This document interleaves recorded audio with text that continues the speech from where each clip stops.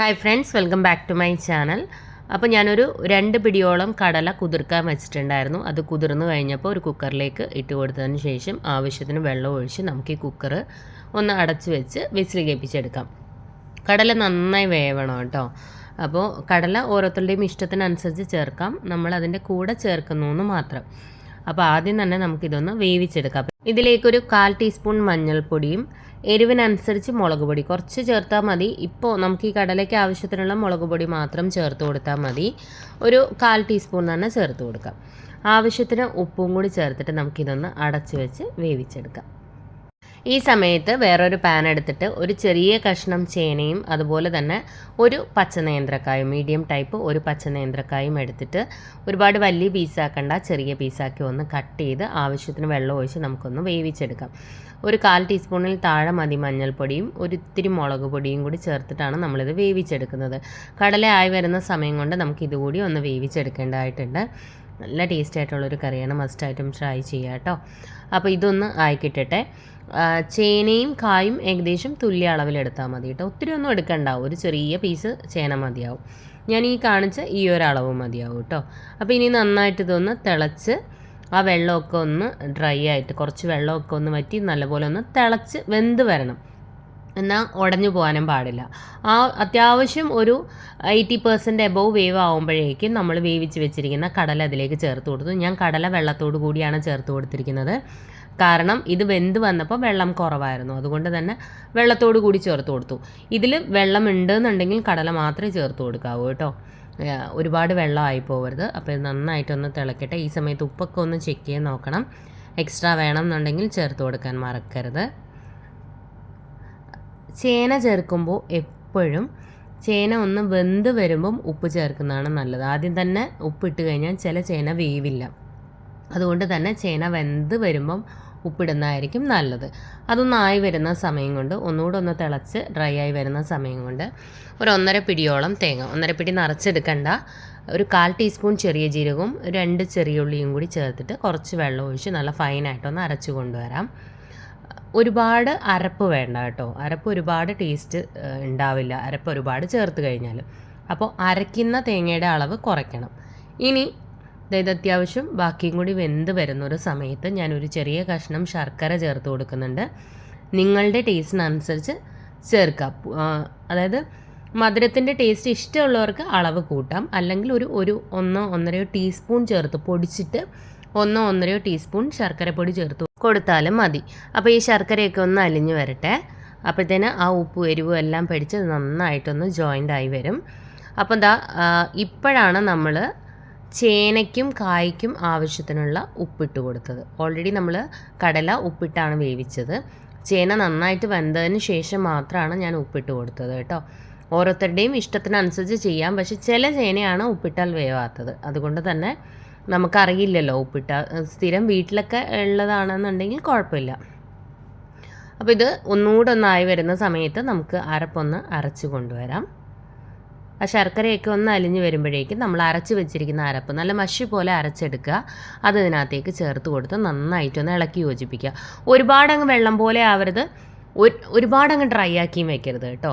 കുറച്ചൊരു മീഡിയം പരുവത്തിൽ വെച്ച് കഴിഞ്ഞാൽ ഇരിക്കുമ്പോൾ ഒന്നുകൂടി ഒന്ന് തിക്കാവും. അപ്പോഴാണ് കറക്റ്റ് പരുവം ഞാൻ കാണിച്ചു തരാം. നന്നായിട്ട് ഇളക്കി യോജിപ്പിക്കുക. ഈ സമയത്ത് ഉപ്പൊക്കെ ചെക്ക് ചെയ്ത് നോക്കുക. എക്സ്ട്രാ വേണം എന്നുണ്ടെങ്കിൽ ചേർത്ത് കൊടുക്കാൻ മറക്കരുത്.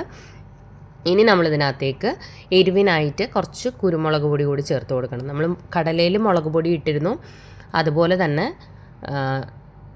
കായും ചേനയും വേവിച്ചപ്പോഴും മുളക് പൊടി ഇട്ടിരുന്നു. അപ്പോൾ കുറച്ച് തിക്കായിട്ട് തോന്നിയത് കൊണ്ട് ഞാനൊരു ഇത്തിരി വെള്ളം ആ മിക്സിയുടെ ജാറ് കഴുകി ഒഴിച്ചു കൊടുത്തിട്ടുണ്ട്. അപ്പോൾ അതൊന്ന് തിള വരുമ്പോഴേക്കും കുറച്ച് കുരുമുളക് പൊടി, അത് നിങ്ങളുടെ എരിവിനനുസരിച്ച് ചേർക്കുക. ഇത് ഒരുപാടങ്ങ് എരിവുണ്ടാവില്ല, ചെറിയൊരു എരിവും ചെറിയൊരു മധുരവും എല്ലാം കൂടി ചേർത്ത നല്ലൊരു ടേസ്റ്റി കറിയാണ്. നന്നായിട്ട് ഇളക്കി കൊടുക്കാം. ഇതിൽ നമ്മൾ കറിവേപ്പില ചേർത്തിട്ടില്ല, അതുകൊണ്ട് തന്നെ ആവശ്യത്തിന് കറിവേപ്പില കൂടി ചേർത്ത് കൊടുക്കുക.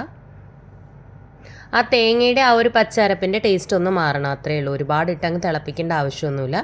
തേങ്ങയുടെ ആ ഒരു റോ ടേസ്റ്റ് ഒന്ന് മാറുക, ജസ്റ്റ് ഒന്ന് തിളച്ചാൽ മതിയാവും. ആവശ്യത്തിന് കറിവേപ്പില കൂടി ഇട്ടിട്ട് ഇളക്കി യോജിപ്പിച്ച് കൊടുക്കുക. ചേന കൊണ്ടുള്ള ഒരുപാട് റെസിപ്പീസ് ഓൾറെഡി നമ്മുടെ ചാനലിൽ ചെയ്തിട്ടുണ്ട് കേട്ടോ. നിങ്ങൾ ജസ്റ്റ് ഒന്ന് സെർച്ച് ചെയ്ത് നോക്കിയാൽ മതി, അല്ലെങ്കിൽ പ്ലേലിസ്റ്റൊക്കെ ഒന്ന് ചെക്ക് ചെയ്ത് നോക്കിക്കഴിഞ്ഞാൽ നിങ്ങൾക്ക് ഡീറ്റെയിൽ ആയിട്ടുള്ള റെസിപ്പീസൊക്കെ കിട്ടും.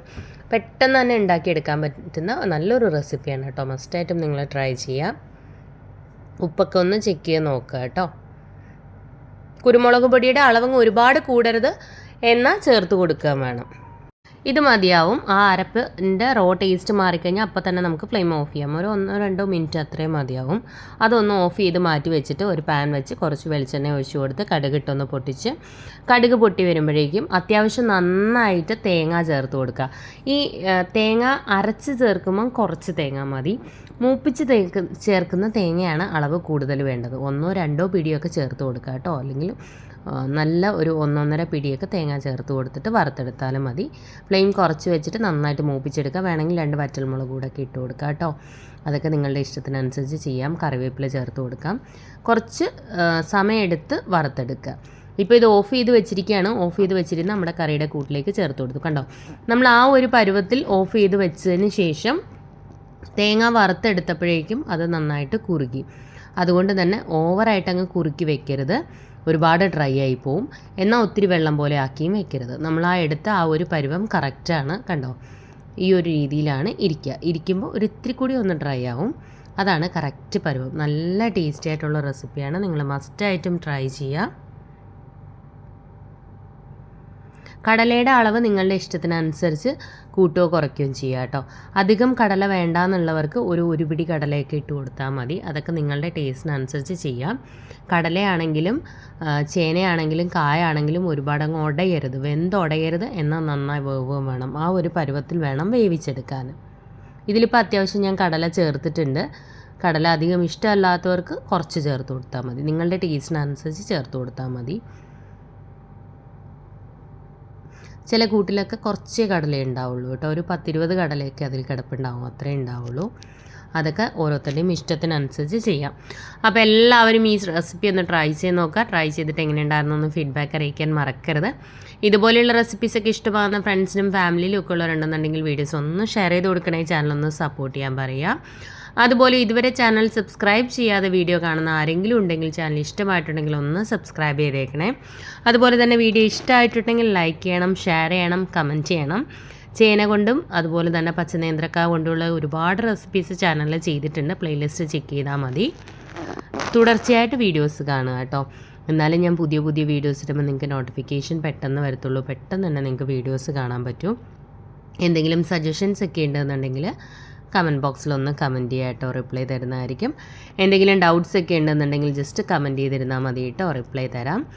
ഏതെങ്കിലും റെസിപ്പീസൊക്കെ ട്രൈ ചെയ്യാൻ ആഗ്രഹമുള്ളവർക്കും ജസ്റ്റ് കമൻറ്റ് ചെയ്യുക, നമുക്ക് ട്രൈ ചെയ്ത് നോക്കാം. വീഡിയോ ഇഷ്ടമായിട്ടുണ്ടെങ്കിൽ ഹൈപ്പ് ചെയ്യാനും ലൈക്ക് ചെയ്യാനും ഷെയർ ചെയ്യാനും മറക്കരുത്. Thank you friends, thanks for watching.